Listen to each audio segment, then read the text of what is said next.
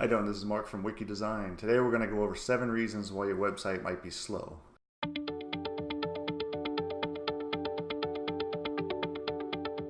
Did you know that 40% of people will abandon a website if it takes more than 3 seconds to load?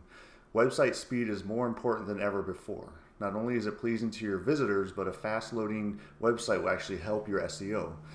Google changed their algorithm to take time into consideration, so a slow website can actually hurt your search rankings. If you haven't paid much attention to your website speed, now is the time to start. Let's go over the 7 things that you can do to speed up your website. All right, let's get started. Number 1 is slow hosting. This is our number 1 recommendation to improve your website speed. You can spend all the time doing all the other things we talk about in this post, but if your website is on a slow server, it's not going to help much. To be blunt, cheap shared hosting like GoDaddy, Bluehost just aren't good solutions. The main reason is because they place your website on a server with hundreds, sometimes thousands of other websites. So this opens up a lot of security holes and concerns. What we recommend is investing with a small like VPS. It's not much more than shared hosting, and it will go a long way. All right, number 2 is going to be a little more technical. One of the biggest improvements you can do if you're running a Linux server, mainly WordPress, is upgrade to PHP 7. You'd be shocked at how many hosts still run old 5.6, 5.4 PHP versions. If you're at a hosting company and they don't offer PHP 7, you need to move to another server that can support it. You're going to see a huge increase in your load times with your WordPress websites with PHP 7. All right, number 3 is a big one. It's your image sizes. The bigger the file size, the longer it's going to take to download. If you're uploading huge images to your pages and your post, that's slowing down your render times. Here's a good example. If you have let's say a 4,000 pixel wide image and it only needs to be in a 400 pixel wide column, there's no need to upload it that large. You need to scale it down to about the 400 pixels, and that will save a lot on your bandwidth. So you always have to be thinking about where you're going to be placing these images on your website. All right, number 4 is going to be photo related also, and that's compressing the images that you're going to upload to your website. There's a lot of extra data in these images that can cause the sizes to be bigger than they need to be. Compressing an image removes a lot of that data, making your file sizes smaller and of course loading it faster. One tool that we love to use is called Tiny JPEG, and what I like to do is create the images I'll be using in, let's say, Photoshop, save it out, and then pull it over to Tiny JPEG. That will give me a compressed version of that same image. In most cases, you can't tell a big difference with the pixelation or anything like that, and since it's going to be on a website, there's no need to worry about super detail.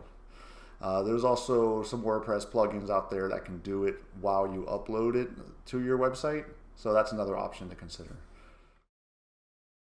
Number 5 is caching. Caching helps speed up your website by loading a saved version of that website locally on the server instead of having to download the whole website every time.